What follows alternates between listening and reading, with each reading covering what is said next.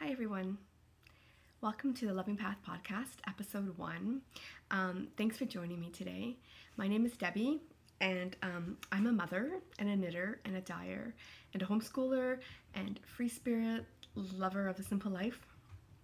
I decided to start this podcast as a way to connect with community and really kind of grow my knitting community a little bit. Connect with like-minded makers. I have lots of makers in my life, but sometimes it's hard to kind of all congregate in one area and kind of inspire each other. And I'm really inspired by the online community of knitters, but dyers, makers of all sorts, and I really wanted to just kind of be a bit a part of that. I thrive on community, and so that's why I'm here. So I hope that you'll follow along and join me from time to time, and we'll just see how this goes. So what else can I tell you? I live here in London, Ontario, Canada, with my son, who is 11, and his name's Isaac, and my husband. We live in an 840 square foot cottage, like a 121-year-old cottage. It's very small and just perfect for us. We love it so much. People always say to me, oh, you'll outgrow that, and now that he's a bit bigger, my son, I feel like I suppose we could outgrow it. I would really like an extra 100 square feet just for all of my stuff to be in, but obviously with the way real estate is, it's just not going to happen. So we're really happy here. We have a huge yard, which has been great for him since he was little. He can go out and run around and play, and we garden. We have like a big garden that we grow food, and so that kind of stuff is worth the small inside. And really, to be honest, I don't want to clean any more than 840 square feet. Like, it's all I can do to clean 840 square feet. So it's perfect for us, and I don't want to have to furnish more space. We've already have too much stuff. Anyway, so yeah, I guess I'll just tell you a little bit more about myself and knitting. I started knitting when I was 7. My grandma taught me, and I remember like using needles kind of like this, which I don't use anymore. I use these more for winding yarn. And I remember sitting in her front room. They had a very tiny little farmhouse on a 100-acre farm in southern Ontario, and I remember sitting there, and the needles were bright yellow, and I remember doing my thing and then going to the kitchen and saying, Grandma, it's not working, like my piece of knitting's not growing. And I think all I was really doing was just flipping the stitches back and forth from needle to needle. And so then I would go back to my family, and my mom didn't knit. No one in my life knit. So it would take me a long time before I would see her again, because they were a few hours away, and we would go at Christmas and March break and in the summer, but in between, and sometimes for a weekend in between that, but never for long. And so it took me a while to pick it up. And then in my early 20s, I picked it back up again full on, retaught myself everything, had a huge mohair kick that I would go to Romney Wool in Toronto and just buy all the mohair that I could find, and made mohair striped scarves and toques, which I still have. I'll show those to you at some point. And then, yeah, I think I've been like an everyday knitter really since my very early 20s, and that's like 20 plus years. So I love knitting, I love creating, I love the whole idea of making my own clothes. There's just something so incredibly satisfying about that, and I think if you knit, you don't need that explained to you. You get it. I love it. Anyway, so I've been knitting a long time, and I've been an everyday knitter for a very long time. And I can't really imagine a day without picking up a project and just working on it. Like, it's what I do when I'm sitting. I'm knitting. I take it everywhere I go. We go hiking, I take my knitting. We go to, just for a ride in the car, I take my knitting. We go this morning I take my son to the orthodontist. I knew we'd only wait in the waiting room for 5 minutes. Took my knitting, got, like half a row done. It was all good. And yeah, it's just a part of who I am, really. So, and then I came to dyeing about 5 years ago when my son was 6. He may have been a bit younger than that. It may have been before he turned 6. or maybe just after he turned 6. Anyway, he wanted new mittens, really wanted new mittens. And I said to him that I would make him some, and I thought, well, how about we do this as a homeschool project, and we dye the yarn ourselves. So we went to our local yarn shop and we bought a bunch of undyed yarn and Kool-Aid. And here in Canada, we don't get the same variety of flavors of Kool-Aid, so obviously not the same kinds of colors. So we were more limited in what we could do, but we had lots and we had enough. And so I let him in the crock pot dye the yarn, and I said I would knit them up. And so this is what he made with his beautiful little skein of yarn. It is just the most precious thing. Now, he wore these until they essentially felted down to nothing. But those colors are just so beautiful. And so, of course, when we bought yarn, I didn't know exactly what weight I would use or what I was going to do. So we bought a number of skeins, and we had lots of Kool-Aid. And so we kept dyeing. And then someone told me that, or I read somewhere that you could use food coloring paste. And I already had lots of that because I make all my own cakes and foods and stuff like that. So I think I'd had that for something I made for like a holiday.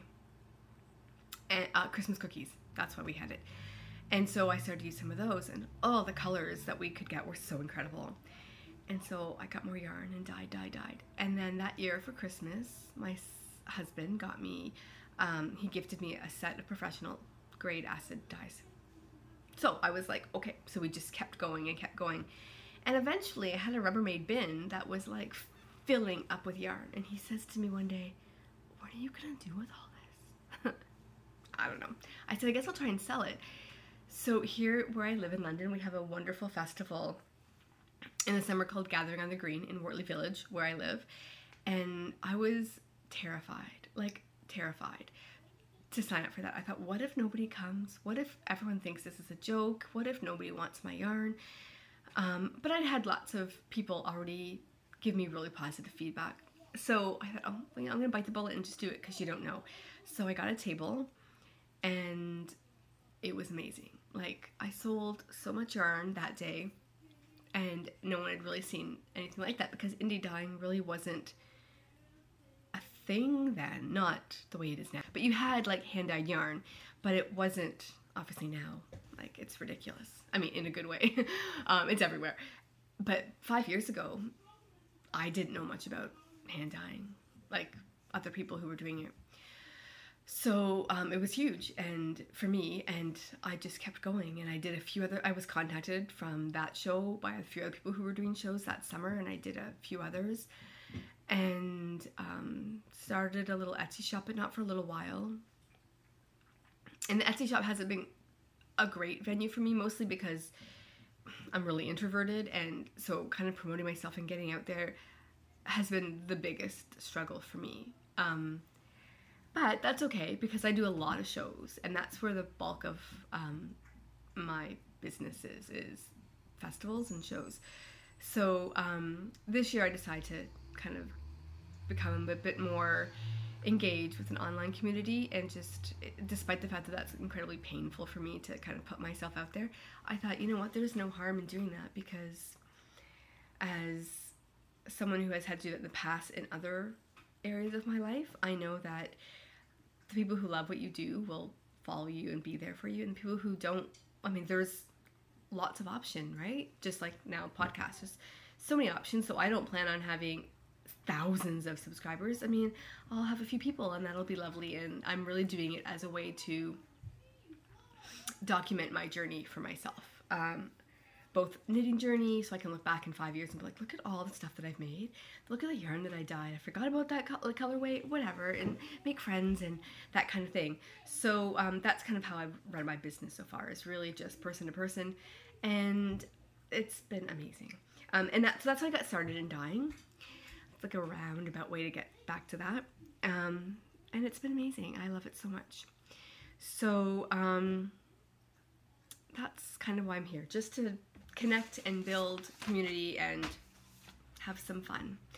So that's who I am, and let's get into sharing a little bit of what I've been working on. I'll show you here what I've recently finished, and that is something for my husband. My poor husband, bless him, he's so incredibly supportive, like more than anybody I've ever met in my life. He's so supportive, and yet he gets no knitting. Like, he gets a hat, a pair of socks, but he doesn't get sweaters because, let's face it, he's bigger than me and my son, and it takes a lot longer to knit. So I kind of lose interest like 3/4 of the way through this project. I'm like, can this just be done? And he's not a big guy. He's like a medium build, not super tall. So it's not like I'm knitting an extra large sweater. It's a medium man sweater, but it just takes more time than knitting a woman's small or a child's medium or something. So anyway, jumping back, in December, my little family and I, together, we went to the UK for 6 weeks. We left December 9th, and we went to England, Ireland, Scotland, and Wales. And then on the way home, we stopped in Iceland for 5 days and 4 nights. And that was an amazing trip, and I will certainly dive into that over the course of my podcasts and future episodes, because it was so incredible, and the places that we visited and the things that we saw will take hours and hours and hours to talk about. So I won't talk about them all right now, but it was an amazing trip. And so on the way home, when we stopped in Iceland, I remember being in Reykjavik and walking, after we kind of got there and got settled, and we were starving, and we were walking around looking for some food, and we were right down, I guess, like in the main area of Reykjavik, the shopping area, I guess the only area that I really got to see too much of. I don't know if it's considered a downtown or not, but and I saw the Nordic store, and in the window was this, like, those little cubby shelves, and there was every color of Lopi that you could imagine. So I kind of went a little crazy and was just stared at it for a bit, and then I thought, it was closed, so tomorrow when we come back, we need to come here. And my son was like, oh, yarn, really? Yes, really. So next day we went back, and I met a wonderful person who worked there named Jenny. You may know her on Instagram. She is Jennifer G. Barrett on Instagram, and we chatted and chatted and chatted, and I decided that I was going to make my husband an Icelandic sweater as his kind of Icelandic souvenir. That's what he wanted. He wanted a sweater. So I said, okay. So he got to pick all his colors. So we took over the store with our, like, on the counter we had all our yarns set out and what we were going to make and the colors, trying to put them together. Anyway, very long story short, this is his sweater. And it is so incredible. So he picked just a monochromatic palette. He really wanted to have it's striking, and the contrast is beautiful, but he didn't, I kept trying to say, why don't you just put like a pop of color, you know, this darker gray often is a colored color, like people will do, say, gray and then white, black, and then maybe a color. He wanted to keep it all monochromatic. So when we were there and the colors were all lined up, those two grays, the light and the dark, looked very similar, but he was clever and knew that nowhere in the pattern do those two colors touch, so you don't lose them. They don't blend into each other, right? They stand out. It still does pop. And it turned out so great. And he just loves it. Just like detailing on the bottom and the cuffs. Fits him so perfectly. Anyway, I'm really happy with that. And so the sweater is Radari, and I'll put all that information down. And it's just a fabulous pattern. If you've done color work, if you've never done color work, all my floats in the back, you can see all my, I love color work, and I love rustic yarn. So for me, this was just such a joy to knit. I did actually have to pull the yoke out a few times, not the whole thing, but you miss a stitch in the pattern, like you just miss something, and then it's not lining up. You have to go back like twice. I think I had to do that. But near the end, so you're getting super frustrated, and you're like, I want this to be done now, because summer was approaching, and then I had to put it away for a couple of months because it got too hot, and then I wanted it to be done. Anyway, it's done, and it's awesome. So that's for Dari, and that was my husband's Icelandic souvenir when we came back from our big family trip. The first trip, actually, that we've ever taken as a family. I mean, other than little tiny things in and around the area, like to Toronto, and we're 2 hours west of Toronto. So other than places like that, it was a huge trip. So then another thing that I finished recently is this hat, which is Andrea Mowry's quill hat. And I just made it as a sample for my booths when I sell. I had another hat that I used to have up there, but I'm sorry, my skin is incredibly dry right here. I don't know why, and so I keep itching there and trying to stop doing that. Quill hat. And it just, so I had another hat, but I don't carry that yarn anymore because I got a new supplier and I thought I needed to really update that. So this is made out of my Willow base, which is MCN. It's a 70-20-10. And it's so soft. And it's nice because it gives it a really great drape. It's not so great for me because I've got this crazy short hair, so it looks like I've got no hair at all, like I'm bald. And it's a bit of a slouch, it's supposed to be, but anyway, it's super cute. And I love purple and orange together, so I just walk around like this and not care at all. Anyway, you'll see that at my booth if you come. It's a simple pattern, like it's not hard, but it does require all of your attention because if you can see these little rows, each one is like a 6-round repeat, and then within each row there's like 3 repeats of the pattern or something like that. Hopefully that's okay to give that part away. I'm not telling you what it is, but it changes, like it's constant, so you have to pay attention, otherwise you will be lost, as I was a few times. So I had everything marked off really carefully, so I knew if there was something off, I probably only had to go back one section versus like not knowing where to go back to fix it. Anyway, love that. That's super nice and squishy and soft. And my other finished object recently is this. And this is Stephen West's Boneyard Shawl. Okay, so this is, oh, that spot is itchy. Stressing me out. Sorry, I'm getting over a bit of a cold, so if I'm, it's just mucus. It's gross. Yeah, isn't this great? First of all, okay, so it's Punta Yarns and Mary Cash 1000 Colors. And I don't even know if it's got a colorway. I don't think I put a colorway down. I don't know if it was, anyway, it's, you can see, beautiful browns and like robin's egg blue creams, really pretty. And it's, so yeah, so because it's merino and cashmere, and it's just so soft. You know how sometimes yarns will have like, even the softest merino, sometimes you'll have like just a little pick, like you'll just feel a little, I don't know, like sometimes you'll just feel a little scratch, even if it's like bare minimum. There's nothing, like this just feels like silk or something. It's so nice, and it's so warm. I don't need it today because it's 24 degrees here, but I will wear it a lot, I think, in the winter. I'm not sure how I'll wear it because, you know, accessories in me are not really a thing, but anyway, I'll wear it under my coat, and I wear it around the house, and it's so warm. I love it. So that's my last finished object for right now. I have others, but I'm not going to show you everything because that would take up the entire podcast. And I want to move on to works in progress and show you those. So let's do that. Okay, so what I'm working on right now is something very simple. Yarn just fell out of the shelf behind me. So this is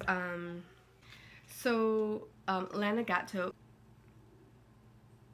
which is, this is discontinued now, this one, but it's Ontario, which is the province I live in. So that's kind of interesting. And I've had this for over 10 years. I bought it at Lettuce Knit in Toronto way back when they were still there. So it was a really long time ago. My son, I think, was not even a year old, and was 11 this past summer. So it was over 10 years ago that I bought this. Probably 10 years ago this past summer early summer. And I've got a sweater's quantity and I wanted to make something and I didn't know what to make because it's like it's a thick, thin kind of thing. And so I wasn't really sure what I was going to do with it, but I wanted to just finally use it up and get it out of there. So I just decided to make a Tin Can Knits flax sweater to see how it would knit up, because obviously it's going to be not even fabric, but I don't mind that. I think it's kind of fun. And then I was going to leave the garter rib panel off the arms, off the sleeves, and then I thought, yeah, I'm just going to put it in for fun, just to see. Again, it'll give a different texture, and it's just bumpy and thin and then thick and then it's all over the place, but it's fun and it's a fast knit. I usually knit a lot of fingering weight, so this is going to be super quick and be done soon, so I'll be able to wear it as soon as the weather finally cools down. I've got my little this is appropriate, you can see. Why won't you focus? Like, really?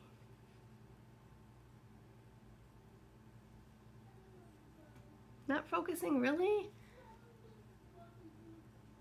Super irritating.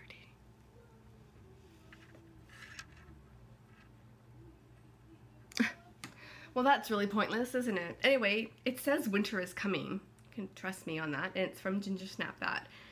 Kim, and I love it because that's what this sweater is for. The coming winter. So that's gonna just be worked on in my spare time when I'm not doing other things, like knitting other projects. Where is my other project? It's not here. I left it somewhere. Okay, so the next project that I'm working on is for my son. So every year for solstice, I make him a sweater or something hand knit. It's usually a sweater. A couple years ago, it was a blanket. You know the Knit Picks blanket, that rainbow blanket they came out with all their, I forget what yarn it was. Anyway, he really wanted that, so I made him that, which took forever. And I don't think I'll ever make a blanket again. I will, but maybe not for solstice, because it just was like pressure. And in fact, they were out of stock of the yellow when I ordered it, so anyway, that's another story. I won't tell that right now. He loved it, and that was worth it. But this year when I said, what do you think you'd like for solstice for your sweater? And he said, I want this colorway. He went to my bin, and this is my Christmas colorway called What's This? He's a huge Nightmare Before Christmas fan, and so when Jack sings, what's this? What's this? There's color everywhere. It's based on that. And yeah, he wanted this. But then he said, but in cashmere. Guys, the kid knows what he likes. So that's fine. I was happy to do that. And I had another friend say, cashmere, he's gonna outgrow it. And I thought, yeah, but you know what? Not for a while. And it's not like I'm going out and buying skeins of cashmere for him, because I dyed it myself. So it's a little bit less expensive when you do that. So anyway, I dyed 3 skeins up for him. And this is how it balls up. I don't cake my yarn, I ball it up, because I really hate cakes. I'm weird, I know. I love doing it by hand. It just gives me some kind of, it's like meditative, just to be able to, I don't know, I love it. So this is it. It's going to be crazy bright. And I thought, like, why do you want that colorway? And he said, because I want to be flashy. Well, I think he's got that nailed. I think once that's in a sweater, you're going to be flashy. So I've just started it, and I'm only knitting it when I'm not around him, because he knows he's getting it, but I don't want him to see it transform before his eyes. So he saw me working on this the other day. But anyway, he saw me take the ball out, and he's like, oh, is that my sweater? And I said, yes, but you're not supposed to see it. So anyway, that will be coming along. And I may or may not show you progress, because I don't want him to see it. And my guess is he'll watch the podcast because he's super duper excited. So I may not show you. So just know I will show you after the solstice, which is December 21st. So yeah, this will be his sweater. Flashy and all. And I'm keeping that in my zigzag stitches bag that I got from the lovely Catherine. I love this bag so much. It's super sturdy and just the right size for, I don't know, I wouldn't put both those skeins in there, but it's the right size for your sweater and a ball of yarn. And I also have my notions pouch down there and 2 other sets of needles and a piece of paper. like a lot of stuff. Anyway, it's all good. That's that. And there are other things I'm working on, but that's all I'm going to show you today because that's what I'm really working on. But I have ideas of things I want to work on, and I will get these done. I will share that with you because then I'll probably want your advice on what I should do about those things. So yeah, future projects would probably likely just be some Christmas socks, and another couple sweaters for me that I've got yarn for. But let's move into maybe some acquisitions because I have a whole bunch of stuff to show. Obviously, everything that is shown on this podcast today is an acquisition because you haven't seen me before, but I'm going to share things with you just in the last few weeks. And I'm on a serious yarn diet now because, well, you'll see. So 4 weeks ago this Saturday was the Kitchener-Waterloo Knitters Fair. And if you're in, obviously, southwestern Ontario, you will know about it. If you're a knitter, if you are in Ontario at all, you probably know about it. If you are in Canada, even I know people came from the, I think there were some people that came from the States for it. So it's a big knitters fair. It was in its 35th year, so it's not new. It's really well established, and I had never been because I have lots of anxiety. And last year I was going to go with my friend. She messaged me and said, let's go, and I was like, okay. I was thinking about the drive, and I was thinking about all the people, and I was thinking about being away from my family, and I was thinking about all the people, and I was thinking about like just everything. And I thought, I can't do that. That's just too much. So I suggested we go to our local yarn shop for the day instead. So we did that and had lunch, and that was better because it was only 30 minutes away instead of like an hour and 20 or something, plus all those people. I'm not a fan of people, to be honest. Not in crowds. Like, I like one-on-one very much. It's how I thrive. It's like, let's get together and have tea and just talk, the 2 of us. But please don't invite me to a humongous group full of people and expect me to mingle, because that's kind of painful. Although I'm getting a little bit better, maybe, I don't know, some days. I think it depends who the people are, as to whether or not that's something I'm going to choose to do. Anyway, I'm rambling. Kitchener-Waterloo was amazing. So I went with my friend Christine. Hi, Christine. And I drove, and we took all the back roads so we could avoid, oh yeah, driving, hate driving.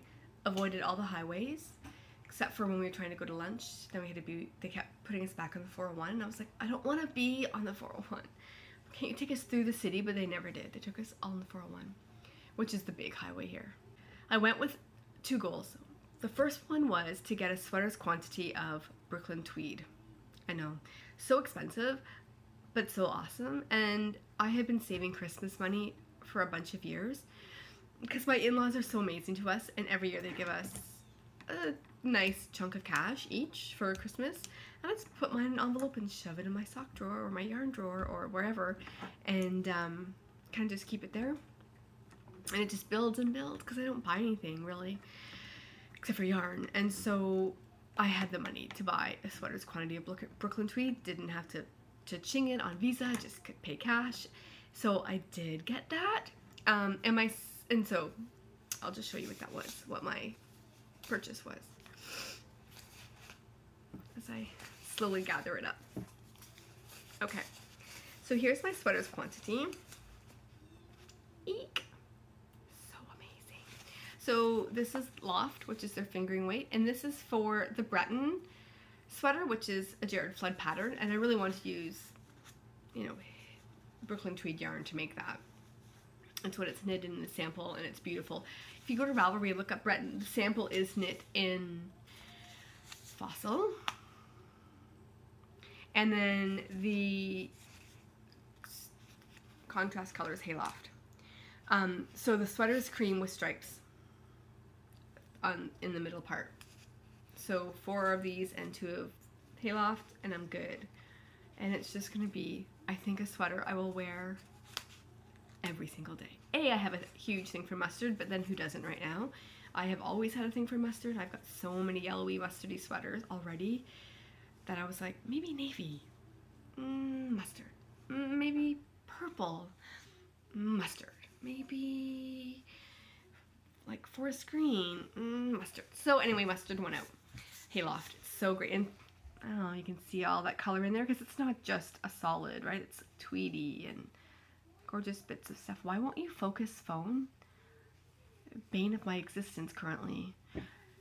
Anyway, I love it. And same with this one. Like, it's not, well, I guess it's mostly cream, but there's little flecks of other bits in there. And it's just really nice. So I got my sweaters quantity Brooklyn tweed, and I'm super happy about that. Where do I put you? Because there's no space. My second goal was to meet Joy of the Anxious Knitter podcast. We have been talking for quite some time, and I have sent her yarn as prizes for her giveaways, and she's so delightful, and I would always watch her podcast and be like, yes, yes, oh my god, yes, yes. So we're like sisters that have somehow been separated at birth a few years apart. So she's amazing. And so we got to meet her and Luke, and we stood in the center of the marketplace, like in the arena, and we talked for like a half hour and laughed and giggled and had a great time. So we need to do that again soon because that was super fun. They are so lovely. And they just opened their own shop, which is called Cabinet of Curios, and I do have something to show you from that, but that's in a minute. So anyway, I got to meet Joy and Luke, and that was amazing.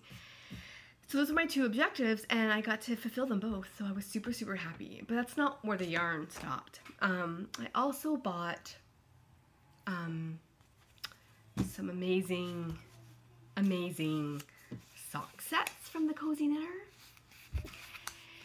So this one's for my son. I told him when I went that I was going to bring him back a special treat. And he was like so excited because he loves hand knits. And he loves that I'm bringing him yarn back as a treat. Like, really, he's 11 and he's a boy. And really, but yeah, I was thrilled. So I knew he would love these as his Christmas socks. And when I gave it to him, if he could do a cartwheel, he would have been doing a cartwheel. But he was running around the house going, woohoo, I love it.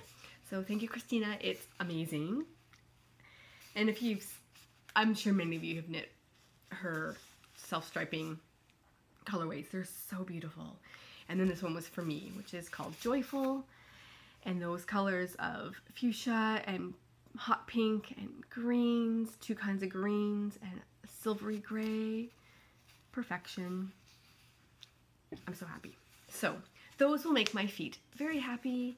We'll have happy feet. I didn't get my husband a pair. I feel horrible. But, you know, they're not cheap. And I thought, oh, can I justify spending like $120 on 3 pairs of socks? Like, we're not rich. But I mean, like, I'm not balking at the price at all because it's absolutely 100% completely worth it. I just didn't want to buy him one too. Horrible life. Anyway, it's all good. He's gonna get my very own Christmas colorway, and so he's thrilled with that. And then I got more yarn. Enough for a second sweater, although I'm not 100% sure I'm going to still do this, but this was the plan.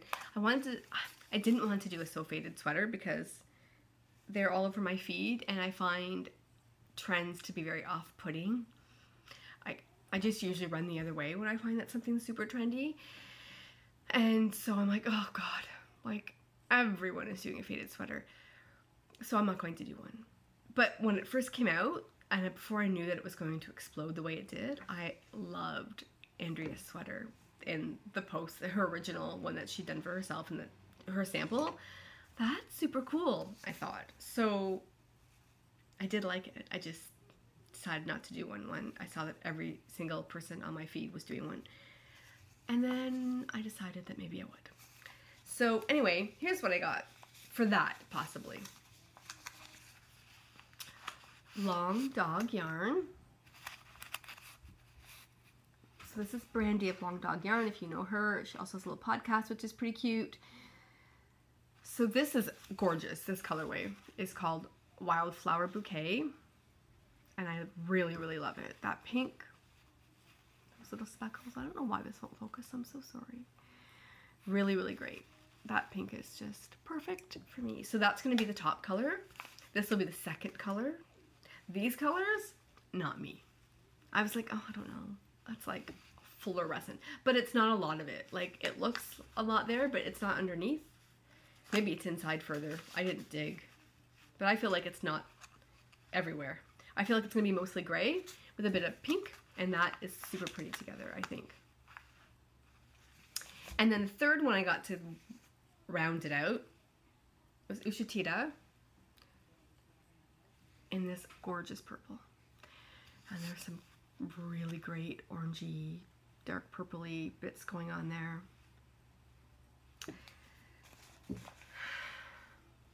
So this will likely become a faded something. And I will be trendy. After the trend is over, I will knit it. But while everyone's still knitting faded stuff, I likely won't, because I kind of like to be on the other side of that. Or it's just, I can't help it. I'm sorry if that makes me sound snobby, or I don't know. I just can't help it. I'm like, oh, like Harry Potter? Oh, it was huge, and I refused to read it. Everyone's like, you should read it, you'll love it. No, I can't. I will not read it, because everybody was reading it. And then when the movies came out, like when the 8th movie finally was done and they released the whole box set, we bought the whole box set, and then I watched all 8 movies in like a week. And then I fell in love with Harry Potter.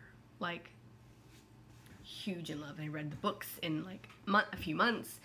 And when we went to the UK again in December and January, we saw The Cursed Child. And we went to Harry Potter, to Warner Brothers Studio over in London, North London, and we did like all that stuff. We did everything. Went to so many places where there was filming. If it has Harry Potter on it, I've got t-shirts now. We've got everything. We all bought wands. Like, we're huge fans. And Harry Potter is still huge now. But when it was kind of happening, I couldn't. And I've been like that my whole entire life. So it's kind of like that with knitting. So this will become a faded something. I just don't know when. And it just might be when everyone thinks that fades are no longer cool is when I will make a fade. I like to not be cool. I guess that's maybe my thing. I don't want to be cool? I don't know. Anyway, so that's what I got at Kitchener. There is one more thing, but I don't know where it went. So I will show you that next time, because I'm not sure where I put that. And then this week in the mail, like, so after that I said no more yarn, because that was a lot of money. Because I bought more than that. I also bought stuff for my fibre share friend. Okay, so then so I said no more yarn. And then when I talked to Joy and Luke at the Knitters Fair, they were kind of humming and hawing about when they were going to open their shop. And I know Joy was a little nervous that nobody would buy her yarn. Please. And I said, just do it, because if you don't, you will always regret it. Just do it. So she did, and I, of course, did not need yarn at all. But I wanted to be supportive, and I wanted to, yeah, I just wanted to be supportive. So I ordered yarn from her. And I ordered this beautiful skein of yarn, which is her Remington #1 on her singles base, because I adore everything singles. Isn't that so pretty? I wish it would focus so you could see a little bit better. I keep thinking if I take my eyes out, it'll focus, but it still doesn't. Like, I don't know. Where is like the, anyway, I don't know where the sensor is to make it focus. Like, beautiful pictures in the background and everything, but they don't need to be in focus. Anyway, there's their card. Cabinet of Curios. This is her Antiquity Singles. 100% superwash merino. So nice. And then, because if you're going to order yarn, you're not just going to, I feel like if you're going to pay shipping, make it worth your while. Don't just buy one skein of yarn. I'm so surprised at the people who buy one skein of yarn. I'm like, what? Add another one on there. Make it worth your while. This also came on my skein of yarn. Oh my god. Just stop. It's like Harry Potter glasses. She knows I love Harry Potter, so I'm hoping that's why she did this. I'm gonna just assume that's why she did this. Okay, sorry, I don't know where to put this. It's so stinking cute. little progress keeper. I will use that every single day. I adore it. And then I got one of her hand sculpted progress keepers, which is a pumpkin. And I wish you could see the detail, and you could if my camera would focus. But it's, oh, these are all hand sculpted by her. Like, stupid face, nobody needs to see that. It's so amazing. I'm doing a really horrible job. I'm sorry, Joy. I'm sorry that I'm doing such a horrible job. But they're beautiful. It's just beautiful. The painting, the detail, I love it. It's heavy. Like, I'm not so sure that I'm even going to put it on my knitting, just because I feel like, just because I knit so much fingering weight, I feel like it'll be like, my knitting will be hanging over.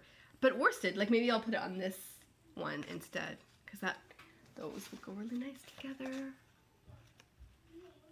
I didn't show you this bag. I should go back and show you this bag. Anyway, love that. So that's my acquisition for this week. Love it. Thanks, Joy and Luke. So amazing. Okay, so no more yarn now. Now I'm on a serious yarn diet. Like I have said, I don't need any more yarn. Because really, I really want to work hard at working for my stash. I have so much yarn and like sweaters quantities of yarn, and I would like to work through that before I start buying more. And I would also like to start knitting more stuff up in my own yarn, because I've knit like small sweaters, like baby sweaters, and obviously socks and hats and things like that, but I'd like to knit bigger garments so people can just really see how the colorways knit up. So that's kind of my goal for this coming year, is to knit my own yarn and work through my stash. So today is October 5th. I'm hoping to go to Rhinebeck next year, and I'm not going to buy anything until Rhinebeck next year. Fingers crossed, because there are a few festivals coming up between now and then, and it's very possible I could break that. But I don't think I'll have to. If I know I'm going to Rhinebeck, then why would I buy yarn? I don't think I'll have to. Anyway, we'll see. So this beautiful bag was made by my husband. He's just so great. He like can sew like no one's business. I think, anyway. Compared to me, he can sew like no one's business.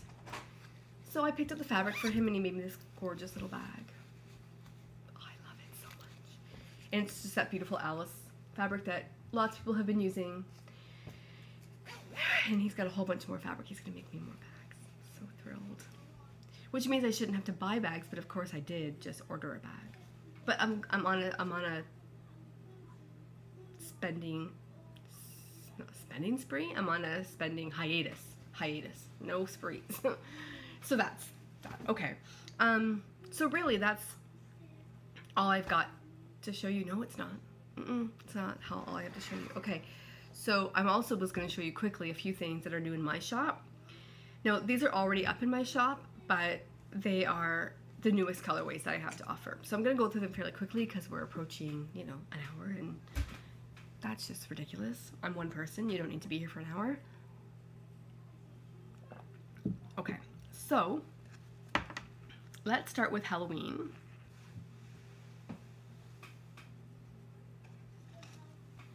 Okay, so this is my newest colorway. This is Halloween colorway called Voodoo Thing. This is in the shop, and you can get that now. So it's obviously purples and oranges and some yellows, but a brown, black speckles, cream, really pretty. And I really want to make this into socks like yesterday. But I'm really a monogamous knitter. Like, I don't knit a million things at once. These people who have shawls and dresses, amazing if you have a dress on the needles. Shawls and like all these sweaters and socks and hats, and I don't, because I get nothing done that way. But this might have to go on my needles. So Voodoo Thing, and that's just my sole sock base, which is 80% superwash merino, 20% nylon. I had to read that because I would stumble in my head. And that's my little tag. But it won't, like, why won't you focus? How rude. I don't know why it won't focus. You get the picture. I'll figure that out for next time. So that's that, and then this is another Halloween kind of just inspired colorway. It's called Vampire Kiss, and it's deep, deep like maroony burgundy, some brighter pops in there, and then gray as well, silvery gray going throughout. I always think of vampires as being dark creatures, obviously, and you know, the trickle of blood they leave when they give you a big smackaroo. Pretty. So that's Vampire Kiss. And then my autumn colorway is called Not All the Leaves Are Brown. And you can see those colors: greens, browns, beiges, creams, reds, yellows, oranges. Obviously, what we see, what we look outside in southwestern Ontario right now, lots of beautiful colors. Some of the trees are past their due, but we went for a drive this morning, and there were some great trees that were still super, like these colors, right? Like all in here, hanging on the trees, and the sky was bright blue, and that's just my favorite. If I could take a picture of that and keep it in my head forever, it's a beautiful. So that's in the shop right now. Both of those are in the shop. Well, all three of those are in the shop. And then what else? And then, oh, this is another Halloween one. I missed you. This is called Potion Mistress. It's got, sorry, I'm gonna take this off. I can't.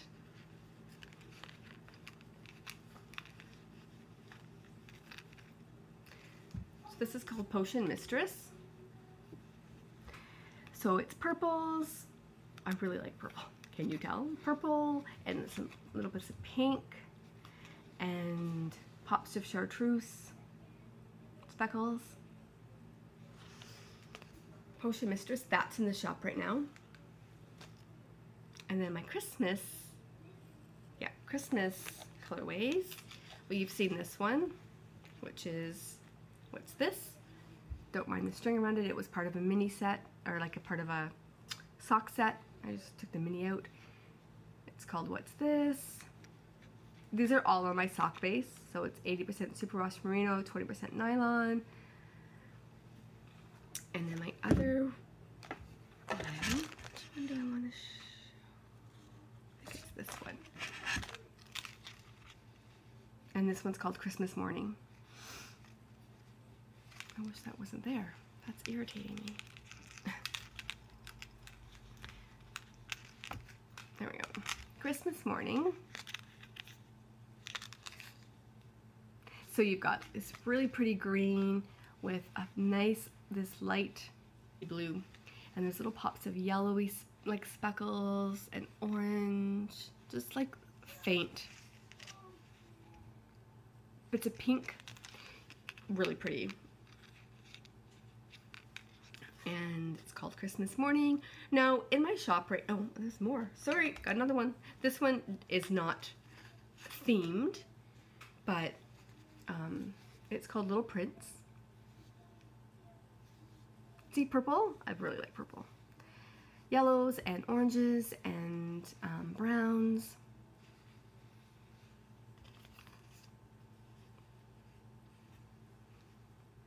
I don't know why I want to get so close. That's just silly. Little Prince. And then a couple others that aren't brand new, but like still fairly new. Okay, we have Volcanic Melody. Purple, like seriously, and orange. I need to just stop. I can't help it. Mustard, which I also love. Again, the Soul Sock base. Oh, I think that's it for the sock bases. And then I've got a couple, just two right now. I mean, I've got lots, but just that I'm going to show you. In my Polar Fingering, which is my singles base, that's Punk Rock Princess. If you follow me on Instagram, you will have just seen this recently. It's not new, but I just kind of wanted to show it off again because I really love this colorway. Really fun. Creams and fuchsia and orange and kind of fading into like little bits of like purple and little bits of browns, lilac and lavenders, and amazing. And this is my brand newest colorway, and it's called Moonstone. and it's a really creamy kind of base with speckles of brown and turquoise. I think there's no purple in this one. Watch me see a purple speckle. I'll be like, what? It's kind of not, it's creamy, but it's a little, kind of looks purple. It's not purple, but it's like just this ever so slight hint of like lavender. Really pretty. So that's what's in my shop currently. These aren't in my shop actually, I haven't put them in yet, and I'm not sure when I'm doing an update just because I'm prepping for a whole bunch of sales coming up. So what are we, October 5th? November 12th, I will be at the Covent Garden Market here in London with Merrymakers Fair doing their show, and then on November 25th, which is a Saturday, I will be doing London Waldorf School's Handmade for the Holidays show, which I do every year and it's amazing. And then on December 17th, I will be doing Merrymakers Fair again, which is their last show before Christmas. So you'll be able to come out and get any last minute gifts there. It's all handmade stuff and all local. So amazing. Both of those are amazing shows to support. If you are in the area and are happy to come out and support local and makers in your community, that's where you need to be on those weekends. I'll put all the information down below. But that's probably it for all the yarny goodness. This weekend here in Canada is Thanksgiving, so we will be having a beautiful weekend with family, probably just the three of us, maybe my in-laws and stuff. I'm not 100% sure what they're up to because they like to decide very last minute, so I don't know what they're doing, but we'll probably go hiking and have a nice dinner and just have lots of time at home watching movies, playing video games and knitting and eating some yummy food, that kind of stuff. And then the following weekend is a really exciting weekend. It is the Harry Potter Transfigured Town weekend. It used to be called Transfigured Town. I think now it's called something Wizardry. I can't remember, but it's in Blythe, Ontario, and they kind of set this whole Harry Potter world. They have the characters from the books, from the movies, both, whatever, there, so actors playing them. They have a Quidditch tournament, they have vendors, they have music, they have classes, all the stuff. So we're doing that weekend, and that's also the same weekend as the Woodstock Fleece and Fibre Festival, which is in Woodstock, Ontario, and I'm not sure I can do both, and I really want to go to Woodstock, but it's like we're here and Woodstock's here and Blythe is here, so I don't know if we're going to be able to do both, but I'll keep you posted. In the next episode I'll have lots of pictures from Thanksgiving and from that weekend, and hopefully be able to share that with you. So I'm going to stop here. Thank you so much for watching.